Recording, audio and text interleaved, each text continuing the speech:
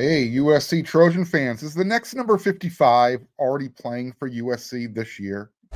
You are Locked On Trojans, your daily podcast on the USC Trojans, part of the Locked On Podcast Network, your team every day.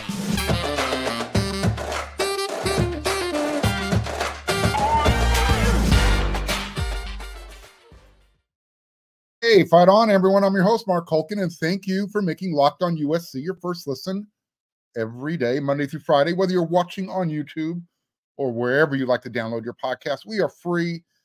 Thank you so much. I appreciate your support.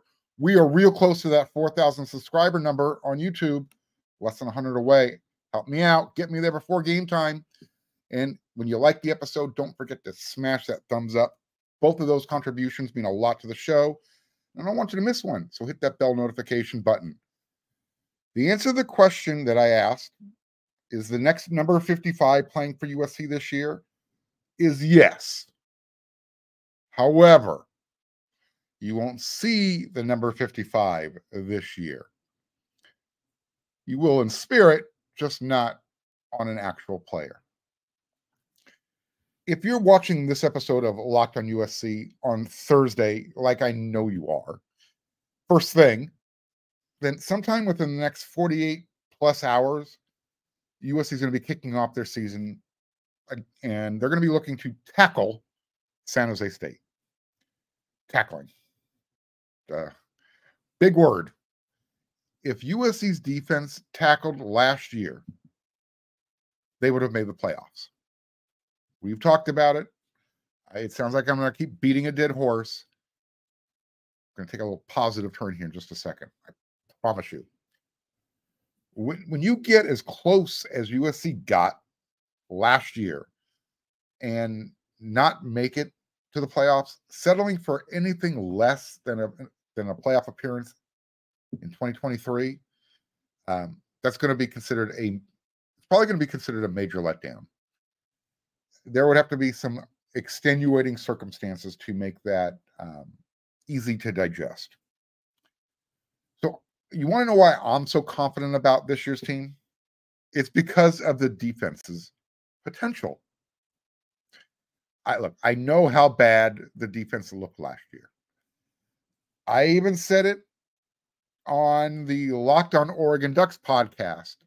It wasn't good. Those weren't my exact words, but I encourage everybody, go check out the 10-minute segment of that show when you're done making Locked on USC your first listen today. You're going to enjoy it. I know my opinion's got the ire of Oregon fan, making fists, scrunchy faces, calling me names. I read the comments. Job's accomplished. Anyways, back to USC. Unlike the fans who watched, unlike the Trojan fans who watched USC's defense last year, you guys had the option to get up, leave, turn off the TV, whatever. I didn't. I had to watch the games till the very end, and then I had to talk and write about it after the game. Sometimes the job isn't as easy as it looks. I did not have that. Like I said, I didn't have that option of just bailing out, turning off the TV, and coming back 5 minutes later. There was times when I wanted to, but I couldn't do that. So, despite looking like USC's defense looking like hot, caca as the year wore on, and attrition kind of became USC's middle name.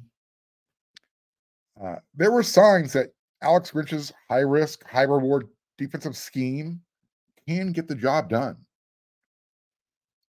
A team does not need to create and take the ball away as many times as the Trojans did in 2022. You don't do that. You can't make that type of stuff happen unless you're in the right spot at the right time, reacting, doing your job. So what made it so increasingly frustrating to watch USC's defense last year was when a player was in the right position, the right spot, and they had an opportunity to make a tackle, and they didn't execute. Again, we can debate the X's and O's versus the Jimmies and Joes. However, USC has more Jimmies and Joes than they had last year. One of the newest Jimmies is a tackling machine. This is why Mason Cobb is worthy of the number 55. Since Mason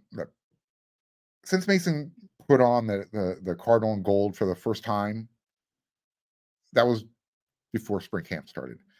Since then, he's earned the starter's role. He was brought to tears when he found out he was going to be USC's defensive representative at the Pac-12 Media Day. And then he actually got honored by his teammates as one of the 5 team captains. I mean, he's done that since what? February? January? Whenever he stepped foot on campus. Not only is Mason going to fill a major void on defense, he said he cannot wait until Saturday afternoon for his first game as a Trojan. Quote, I can't even imagine, man. Cobb said of his first trip down the Coliseum Tunnel for a regular season game. As a kid, you dream about playing in the Collie.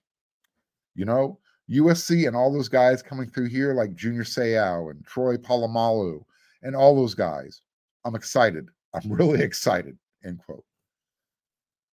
I have talked multiple times about how competitive Caleb Williams is and how he wants to make everything. He wants to make something happen out of every play, on every snap of the ball. Mason Cobb wears number 13 as well. And that number is going to get retired once Caleb leaves USC at the end of the season. However, Alex Grinch feels the same way about Mason on defense. Listen to this quote. Mason's one of those guys that expects to make a play on every single down. You can see it. You can see it in his mentality. I think it's one of those things that not just as a coaching staff we can see it, the players can see it also.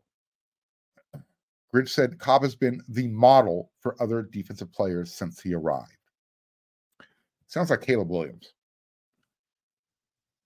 The number 55 at USC is synonymous with playing defense. And no one has worn that jersey number since, I believe, Lamar Dawson. Mason Cobb is only going to be at USC for 1 year before he goes on to the NFL and turns himself into an NFL star. Here's the thing. He doesn't need to wear the number 55 this year to be the leader. Mason understands what his role is and what it means to play middle linebacker, especially as a Trojan. Quote, as a middle linebacker, you're kind of forced into a leadership role, much like the quarterback. I worked out like a captain. I tried to lead these guys like a captain before I was even voted one. So you listen to his words, you listen to his position coach's words, you think about Caleb and what coaches talk about and what the players talk about Caleb. They both wear the number 13. I'd be willing to bet if the 55 committee held a vote, they'd find Mason more than worthy of the honor to wear that jersey this year. Here's the thing, though. The next guy who might be bestowed that honor could also be playing right next to Mason when the defense takes the field Saturday afternoon. I mentioned it on yesterday's episode of Locked on USC. My everyday listeners and viewers will attest to this. They're holding receipts. I said this, that if Eric Gentry isn't 100% healthy, and I'm going to hyperbolize it a little bit here, the coaching staff needs to take his helmet away from him and make him so mad he's just hopping up and down on one leg. Look, don't misunderstand. I'm not benching Eric Gentry. However, the future is here. His name's Taka Curtis. He's playing with Mason Cobb. If Eric's not 100% healthy, he doesn't need to play in this game. This is what Mason said about Taka Curtis. He reminds me a lot of myself. I was always very aggressive and just flying to the ball, even if I didn't know what to do. Taka, he's always running. He's always going hard. He does remind me of myself when I was going up. But man, he's much more talented, much faster, much quicker, much stronger. I said at the top of the segment that I was excited about this defense's potential. Mason continued after practice. I just want to show the dominance that we can do. Expect a lot of 3 and outs. And I think that's our goal this weekend. Is every time we go on the field, it's to go 3 and out. Anything other than that, and we've got to step it up on our part. That's our goal. And we practice like that every day. Look, that's good enough for me. Okay, right there. 3 and out is a turnover in my book. It accomplishes the same goal as getting an interception or forcing a fumble. It's a turnover on downs, 3 and out. And when you do that, you are now working towards a championship. So Mason Cobb, he is more than worthy of wearing that number 55. I think eventually Tackett Curtis is going to get tapped on the shoulder and say, young man, it's your turn. And he's going to continue working towards a championship at USC.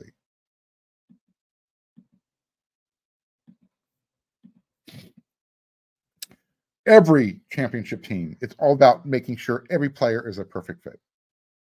Guess what? It's the same thing when it comes to your vehicle, because every part needs to fit just right. So the next time you need parts and accessories, head on over to eBay Motors. With eBay Guaranteed Fit, you can be sure that every part you need fits right the first time around. Just add your ride to My Garage, then look for the green mark check to know that the part's going to fit. Or you're going to get your money back. Because just like in sports, confidence is the name of the game when you shop on eBay Motors. And with over 122 million parts to choose from, you'll be back in the game in no time. After all, it's easy to bring home a win when the right parts are guaranteed. Get the right parts, the right fit, and the right prices on ebaymotors.com. Let's ride. eBay Guaranteed Fit, only available to U.S. customers. Eligible items only. Exclusions do apply.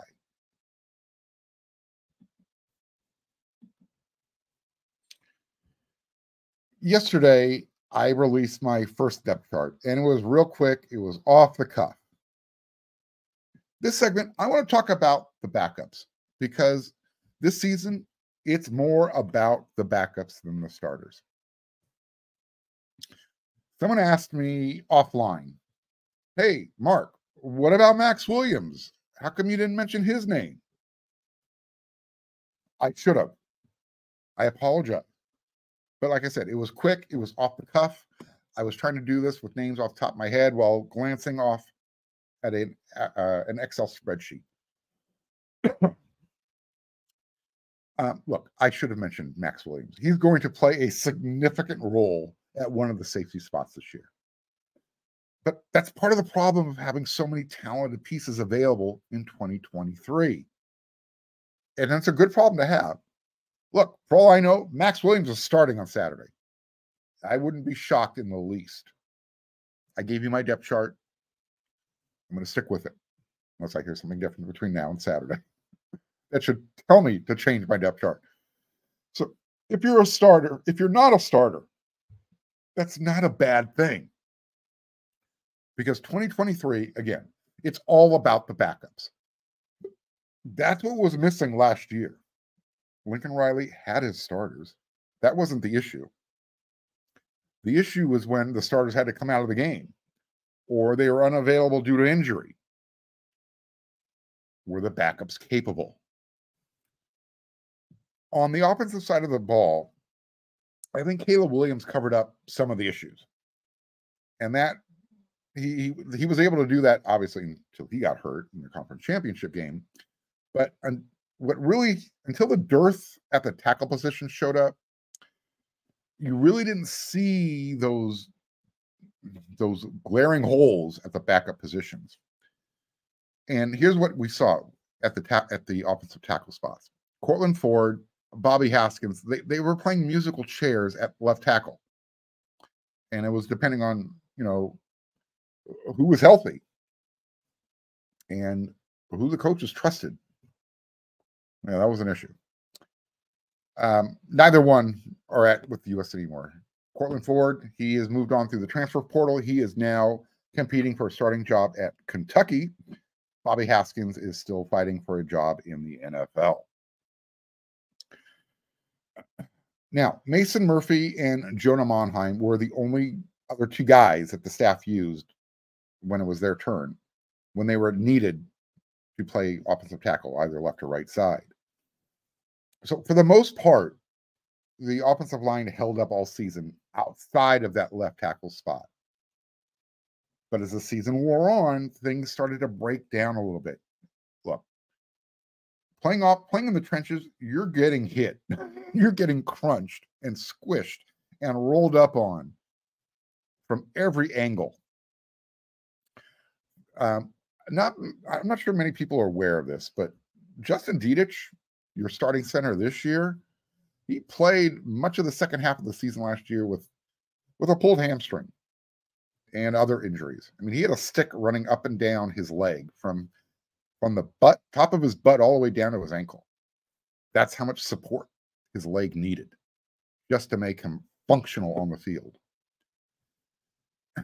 And once Brett Nealon went down late, that really caused everything to kind of shuffle around on the offensive line. That's when Justin moved to center. Gino Quinones came in to left guard. Oh, a lot of because oh my gosh, what's his name? Had to move out to left tackle, the starting left guard last year. Why am I having a brain fart right now? I apologize. It will come to me here momentarily. So while I'm thinking about last year's starting left guard who pumped out all of those bench press reps at the NFL Combine after he blew out his knee,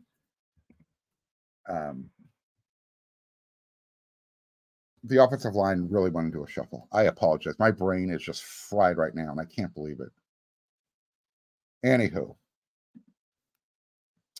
getting back to the story here. There just weren't enough quality backups on the offensive line. They basically had 3 guys that they relied upon. So once we moved past the offensive line, you had Travis Dye. He was the other guy on offense that went down. But the running game really didn't drop off when Austin Jones or Darwin Barlow filled in. The backups did their job. And because of the injury bug at the tight end spot, Lake McCree was the only tight end that really had any chance to make an impact last year. I'm on the same page as my partner in crime, Eric McKinney, over there at WeRC.com. He and I cover the team, and we're not as interested in the starters as we are as the guys who are the backups. Let's say you're number 12 through 24 on both offense and defense. So look, the starters are going to set the tone, but it's the backups who have to kind of carry the tune when the primetime players aren't available. Being named a starter is a huge honor. It means you set yourself apart from the rest of the pack. But as Lincoln Riley said, the gap between the starters and the backups this year, it's much smaller today than it was yesterday compared to last year. So just because you're not a starter, it doesn't make your role any less important. In fact, it makes the backup role an opportunity. No player, Andrew Voorhees. Jeez, I apologize. Andrew Voorhees. I had to get that name out. It was killing me. No player should lose his job because of an injury. It happens though sometimes. That's the job of the backup. Get the job done and then wait to do it again when your number's called.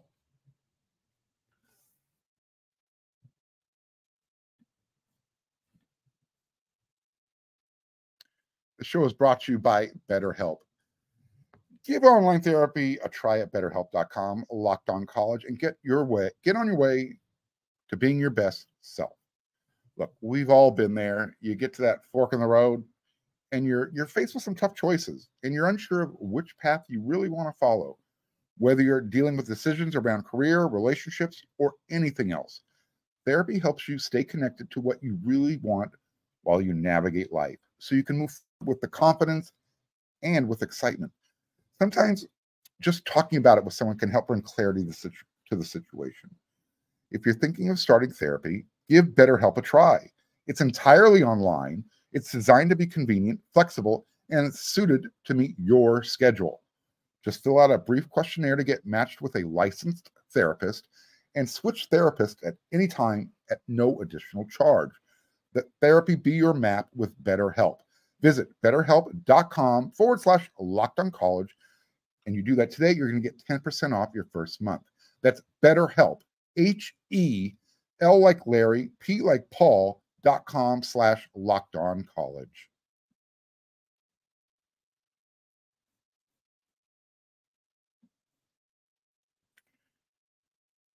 I've got my dreams of coming back into the stadium and running out of that tunnel with the football team. I got dreams of walking in here and seeing my jersey right there next to the other Heisman Trophy winners, but I can't rightfully do that without my Heisman Trophy. Those are the words that Reggie Bush spoke at the same place when his name was chanted on a weekly basis. Reggie, Reggie, Reggie. He was standing at the top of the Coliseum, giving a press conference. Look, it's just a matter of time. Reggie and USC are going to get their Heisman trophies back. Excuse me. Wednesday, USC running back Reggie Bush filed a defamation lawsuit against the NCAA. His attorneys announced in a press conference at the Los Angeles Memorial Coliseum. The lawsuit itself is rooted in comments made back in July of 2021 by an NCAA spokesperson stating Bush participated in a pay-to-play activity. USC fans, we are tired of hearing that. I feel your pain. And I think Reggie Bush has finally said enough is enough. Per On3, the lawsuit stems from an NCAA statement that was issued in July 2021 after ESPN asked if Bush's records should be restored given the NCAA installing its interim NIL policy. Quote, NCAA rules still do not permit pay-for-play type of arrangements, end quote. An NCAA spokesman said in 2021. The NCAA infractions process exists to promote fairness in college sports. The rules that govern fair play are voted on, agreed to, and expected to be upheld by all NCAA member schools, end quote. Yeah, that's the NCAA. They don't make mistakes. They're always right. We follow the rule. We dot our I's. We cross our T's. Bunch of hypocrites. Todd McNair, USC running back coach during this whole Reggie Bush ordeal. He won his defamation lawsuit against the NCAA, but it took forever. I mean, years and years. Todd is now currently coaching the Tampa Bay Buccaneers, if you were curious. IP attorney Darren Heitner. He's become somewhat of a pretty big, notable name in the name, image, and likeness realm. He said he has a hard time seeing Reggie's path to victory in a courtroom. This is what he said. Quote, the lengthy complaint reads like an unnecessarily wordy press release and is bare as to the legal basis for the claim, which, as a public figure, is incredibly difficult to prevail on, even if it's meritorious. Bush seemingly wants to pin the NCAA for a comment made by an employee who purportedly said that Bush engaged in a pay-for-play type of arrangement while he was in school. While he may not have received payment directly for participation in sport, could any money that he received be construed as being a type of that kind of arrangement? End quote. So that's why it's so hard to prove defamation. When you're a public figure, your name is out there, and you kind of have to roll with the punches. And I don't know if by saying that Reggie Bush got paid to play at USC is defaming his character. No one's going to deny Reggie Bush and his family were receiving perks They weren't coming from USC, and he wasn't receiving those perks to play at USC. He was receiving those perks to be, he was literally at the forefront of name, image, and likeness. They were creating a marketing company to promote Reggie Bush in the NFL. Look, I doubt if this case ever sees the light of day in court, because there's just, look, number one, I think the NCAA is going to settle, and there's just so much ground support coming right now, and with others admitting they've done worse. Look, if the folks at the NCAA were smart and they wanted to get an easy win, this is all they have to do. Just come out and make a real two easy statements. College football has changed a lot. The landscape has changed since Reggie Bush was playing football at USC.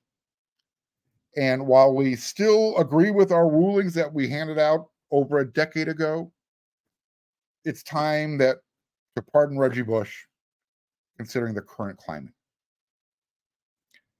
And if they're not willing, look, if they're not willing to offer a mea culpa, then you know what?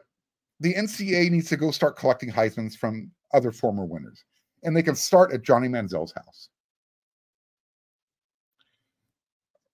This might be a good analogy. It might be a poor analogy. Look, it's like keeping someone in jail for marijuana possession when it's essentially legal pretty much in most places now. Everybody wins. Reggie gets his Heisman that everyone saw him. What he accomplished on the field. Didn't matter what kind of car he was driving. Didn't matter that his parents were flown in to watch him play on a road trip up in Berkeley. That had nothing to do with Reggie Bush on the field of play. So I guess the question is, if everybody saw Reggie do what he did on the field, and the NCAA has adjusted for what's going on, they basically have wipe their hands saying, hey, NIL, it's out there, do what you got to do. The NCAA can get credit for, saying, hey, you know what? We agree. Times have changed. We think Reggie should have his Heisman back. So why are the easy solutions always the hardest ones to make? Saying I was right at one time, but wrong now, that's commendable. I don't like saying I'm wrong. When I am, I will. Doesn't happen often. Look, this is what I think is happening. Between USC doing some stuff with their Coliseum decorations, I told you about it, broke the news, that they're making room. Check out the banners in the peristyle. We know Caleb's is going up. There's going to be room for 8 banners. Between the billboards that are going up, the group of vocal support just keeps getting louder and louder. And now you've got a lawsuit pending. I think the NCAA knows they've got much bigger fish to fry. They don't need to deal with this anymore. It's not relevant anymore. No one's ever going to lose an award because they made money playing college sports. Like I said, the NCAA doesn't want to deal with this. They want to stay relevant with major college football. The NCAA and the Heisman Trust, they need to do what Oregon did. They need to stay relevant. That's why Oregon, they kind of had to, tuck tail. They're taking pennies on the dollar to follow USC and stay in the LA market. They want to stay relevant with recruiting in the LA market. And if they're not playing USC and UCLA, they got to go somewhere where they're going to play USC and UCLA. That's what the NCAA needs to do. They need to stay relevant. They need to bend. So, like I said, It's time to give Reggie Bush his Heisman. The NCAA would get a win out of this. It might even give him a little extra latitude with the powers that be that are running major college football right now. We'll see. I'll be back with another episode of Locked On USC tomorrow, the last one of the week, before we head into the first game of the season. I have a feeling you know what I'll be talking about. I'll also have my Friday rant. And trying to decide which fan base I'm coming after. Might even be my own. But I'll have a fun Friday rant for everybody. So until that next episode of Locked On USC tomorrow, everyone, you know what to do.